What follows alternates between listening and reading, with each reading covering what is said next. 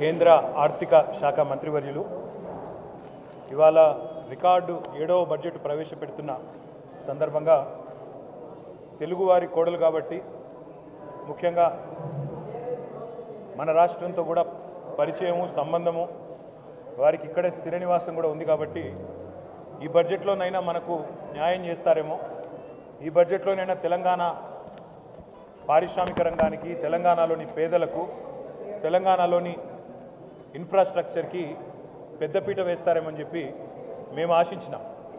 కానీ దురదృష్టం ఇవాళ 48,21,000 కోట్లతో బడ్జెట్ పెట్టినప్పటికీ అందులో పెద్ద ఎత్తున కొన్ని రాష్ట్రాలకు పెద్దపీట వేసినప్పటికీ తెలంగాణ ప్రస్తావన మాత్రం లేకపోవడం అనేది నిజంగా కూడా బాధాకరం, శోచనీయం. తెలంగాణలో 4 బీజేపీ ఎంపీలు గతంలో ఉంటే ఇవాళ తెలంగాణ ప్రజలు ఆ సంఖ్యను రెట్టింపు చేసినారు, 8 మందిని గెలిపించారు. అయినప్పటికీ 8 రూపాయలు కూడా కేంద్ర ప్రభుత్వం ఈ బడ్జెట్లో ఇవ్వకపోవడం అనేది నిజంగా బాధాకరం, తీవ్రంగా కూడా తెలంగాణ ప్రజలందరినీ కూడా విస్మయపరిచిన అంశం. బడ్జెట్ చూస్తూ ఉంటే ఇప్పటిదాకా నేను కామెంటరీ కూడా వింటూ ఉన్నాను. ఇది కేంద్ర బడ్జెటా లేకపోతే బీహారు ఆంధ్రప్రదేశ్కు సంబంధించిన బడ్జెటా అనే విధంగా ఇవాళ చాలామంది మాట్లాడుతూ ఉన్నారు. మాకేమీ ఆంధ్రప్రదేశ్కి ఇచ్చినందుకు బాధ లేదు. సాటి తెలుగు రాష్ట్రం, తప్పకుండా వారు బాగుండాలి, మంచిగా ఉండాలని కోరుకుంటోళ్ళం తప్ప వారికి నష్టం జరిగితే మేము కూడా బాధపడతాం.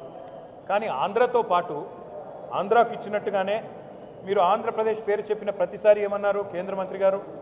ఆంధ్రప్రదేశ్ పునర్విభజన చట్టం అని మాట్లాడింది.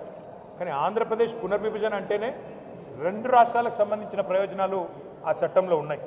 కానీ మొత్తం స్పీచ్ కాపీలో ఎక్కడ కూడా కనీసం తెలంగాణ అన్న పదం కూడా మంత్రి గారు మాట్లాడకపోవడం బాధాకరం. సరే, ఆంధ్రప్రదేశ్కి బ్రహ్మాండంగా డబ్బులు ఇచ్చారు.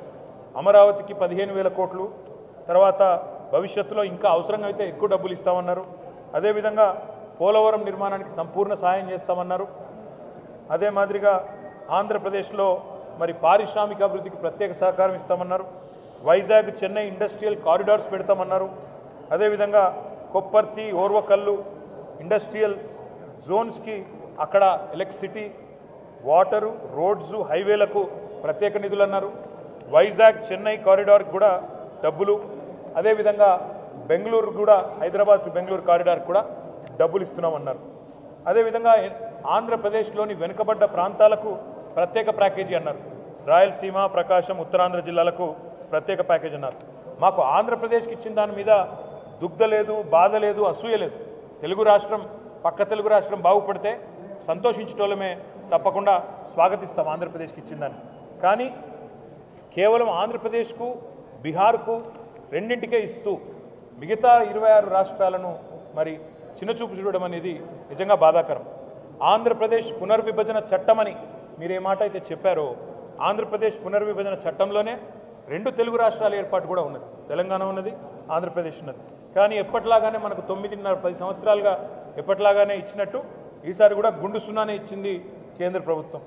మరి మీరు ఒక్క నిమిషం ఆలోచిస్తే మనకు ఆంధ్రప్రదేశ్ పునర్విభజన చట్టంలో కూడా 35 వివిధ హామీలు మరి మనకు కేంద్ర ప్రభుత్వం ఆనాడు 2014లో ఇచ్చింది. అందులో చాలా అంశాలు గతంలో కేసీఆర్ గారు ముఖ్యమంత్రిగా ఉన్నప్పుడు గత 10 ఏళ్ళు ఒకసారి కాదు పలుమార్లు పోయి బతిమలాడినాము, పలుమార్లు పోయి అభ్యర్థించాము, ఇచ్చిన మాట నిలబెట్టుకోండి అని చెప్పి కూడా కోరినాం. ములుగులో గిరిజన యూనివర్సిటీ కేటాయించాలి మనకు పునర్వ్యవస్థీకరణ చట్టం ప్రకారం. కానీ పేరుకేదో యూనివర్సిటీ ఇచ్చినట్టు గతంలో ప్రకటించారు తప్ప ఇప్పటి వరకు డబ్బులు కేటాయించలేదు. బయ్యారంలో ఉక్కు కర్మాగారం పెడతాము steel authority of India limited ద్వారా అన్నారు. ఇప్పటి వరకు దానికి మోక్షం లభించలేదు.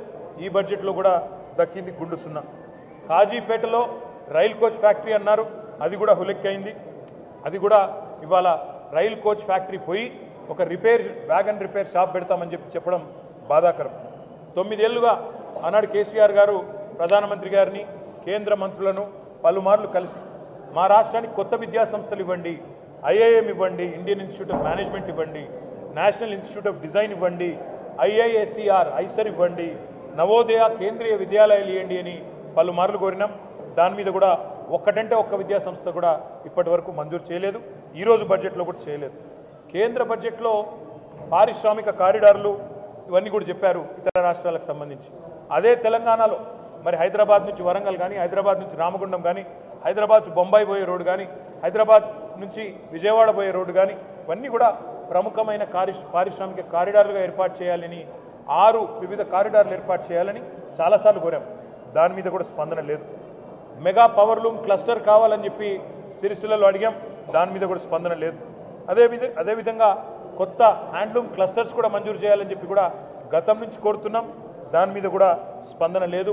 తెలంగాణ ప్రభుత్వం రేవంత్ రెడ్డి గారి నాయకత్వంలో మన చాలామంది చాలాసార్లు ఢిల్లీకి పోయి అక్కడ మంత్రులను కలిసినట్టుగా కూడా వార్తలు వచ్చినాయి. కానీ ఒక్కటంటే ఒక్కటి కూడా వీళ్ళు చెప్పింది వాళ్ళు వినిపించుకున్నట్టయితే కనబడడం లేదు. మొత్తంగా చెప్పాలంటే తెలంగాణకు ఈ బడ్జెట్లో మళ్ళొక్కసారి దక్కింది పెద్ద గుండు సున్నా. నేను తెలంగాణ ప్రజలు అందుకే ఆలోచించాలని చెప్పి వారిని విజ్ఞప్తి చేస్తూ ఉన్నా. మొన్న జరిగిన పార్లమెంట్ ఎన్నికల్లో 16 స్థానాలు 8 కాంగ్రెస్ పార్టీకి 8 భారతీయ జనతా పార్టీకి మీరు ఇచ్చారు. ఇవాళ అదే 16 స్థానాలతో చంద్రబాబు నాయుడు గారు ఒక ప్రాంతీయ శక్తి బలంగా ఉంటే ఏం సాధించుకోవచ్చో సంకీర్ణ ప్రభుత్వంలో చూపెడతా ఉన్నారు. 15,000 కోట్లు ఒక్క ఏపీ క్యాపిటల్ డెవలప్మెంట్కి ఆయన తీసుకున్నారు. అదేవిధంగా బీహార్కు 26,000 కోట్ల రూపాయలు కేవలం రహదారుల కోసం మాత్రమే ఇచ్చినారు. కానీ తెలంగాణకు 16 మంది పార్లమెంట్ సభ్యులున్న 8 మంది కాంగ్రెస్ వాళ్ళు 8 మంది బీజేపీ వాళ్ళు దక్కింది మాత్రం గుండు సున్నా. అందుకే స్వీయ రాజకీయ అస్తిత్వమే తెలంగాణ కెన్నటికైనా శ్రీరామ రక్ష. ప్రాంతీయ శక్తులు బలంగా ఉంటే ప్రాంతీయ పార్టీల నాయకత్వం బలంగా ఉంటేనే రేపటి సంకీర్ణ యుగంలో కూడా మనం శాసించే పరిస్థితి ఉంటుంది. శాసించి సాధించుకోవాలి తప్ప యాచించి సాధించుకుంటే ఏది కూడా రాదు. రేపటికైనా తప్పకుండా ఇవాళ ఈ 8 బీజేపీ ఎంపీలు అక్కడ పార్లమెంట్లో కూర్చున్నారు. తెలంగాణకు అన్యాయం జరుగుతుంటే ఒక్క ప్రాజెక్టు కూడా రాకపోతే కనీసం నోరు కూడా మెదపలేదు. 2 కేంద్ర మంత్రులు ఉన్నారు, నోరు మెదపలేదు. అదేవిధంగా 8 మంది కాంగ్రెస్ ఎంపీలు తెలంగాణకు అన్యాయం జరుగుతుంటే కూడా నోరు మెదపలేదు. అదే ఈరోజు అక్కడ గులాబీ కండువాలు కప్పుకున్న బీఆర్ఎస్ సైనికులు అక్కడుంటే ఇవాళ పార్లమెంట్లో ఎట్లా ఉండేదో పరిస్థితి ఒక్కసారి ఆలోచించాలని చెప్పి నేను కోరుతా ఉన్నా. అందుకే భవిష్యత్తులోనైనా తెలంగాణ ప్రజలు గుర్తుపెట్టుకోవాల్సిన మాట, మన ప్రాంత హక్కులు కాపాడాలంటే, మన రాష్ట్ర హక్కులు కాపాడాలంటే, మనకు నిధులు రావాలంటే ఈ సంకీర్ణ శకంలో తప్పకుండా కేసీఆర్ గారు లాంటి బలమైన నాయకులు, బలమైన బీఆర్ఎస్ లాంటి పార్టీలను ఎంత మద్దతు ఇచ్చి ఎంత సంఖ్యాపరంగా బలోపేతం చేస్తే అంత రాష్ట్రానికి లాభం అనే మాట కూడా మళ్ళొక్కసారి గుర్తు చేస్తూ ఈ బడ్జెట్లో కూడా గుండు సున్నానే ఇచ్చినందుకు మరి కేంద్ర ప్రభుత్వానికి 8 ఎంపీలు ఇచ్చినా మీరు గుండు సున్నా ఇచ్చినందుకు తెలంగాణ ప్రజలు భవిష్యత్తులో అన్ని గమనిస్తున్నారు, అన్ని ఆలోచన చేస్తున్నారు. తప్పకుండా తగు రీతిలో నిర్ణయం తీసుకుంటారని చెప్పి కూడా మేము ఆశిస్తాం.